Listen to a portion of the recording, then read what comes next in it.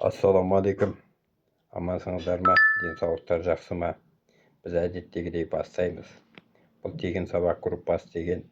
Бұған кімдер қосылуға болады? Бұған барлық адамдар қосылуға болады. Жас кәріге қарамайды, тек жасың 18-ге толуы шарт.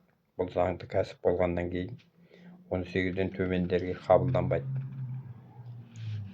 Оны барлығын сабаққа тіркелгеннен кейін ары қарай барлығын өзі түсіндіріп айтады ұстаз. Соның үшін сабаққа тіркеліп сабақ көрсеңіздер болады. Бұл кімдерге арналған дегенде, бұл барлық адамдарға арналған. Соның ішінде де қарызы бар, несиесі бар. Адамдардан қарыз алған, банкіден қарыз алған, соны жаба алмай, бере алмай, қиналып жүрген адамдарға өте қолайлы. Сен зейнеткерсің ба, үйде жүрсің ба, баламен отырсың ба, маңызды емес. Бұл қолы бос телефонды көп қарайтын адамдарға арналған.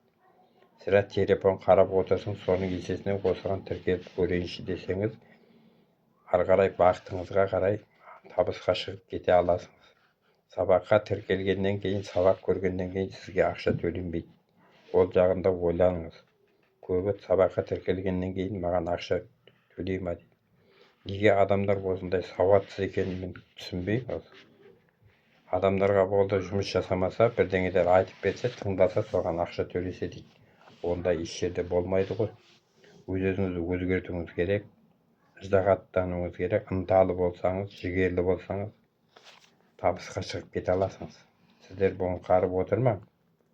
Тегін болғаннан кейін көп адамдар бұған үнсіз беріп қара бермейді. Негізінде миллиондап ақша тауып жатқан адамдар бар.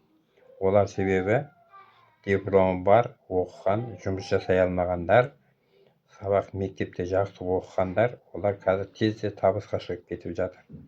Мектепте мұғалімнің айтқанын тыңдамайды, үйге келгесін ата-ананың айтқанын тыңдамайды. Қазір енді өз басына отбасы болып, мен білемге салынып жүрген адамдар қаншама. Оны қою керек, тәкаппарланбау керек.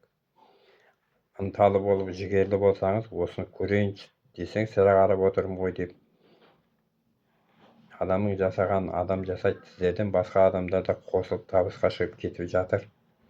Соның үшін көп сөзді қойып, тіркеліп сабақ көрсеңіз, табысқа шығып кетесіңіз. Несие кредиттеріңізді жабасыңыз, ақша жинауды үйренесіңіз, үйіңіз жоқ болса үй аласыңыз, машинаңыз жоқ болса машина ала аласыңыз.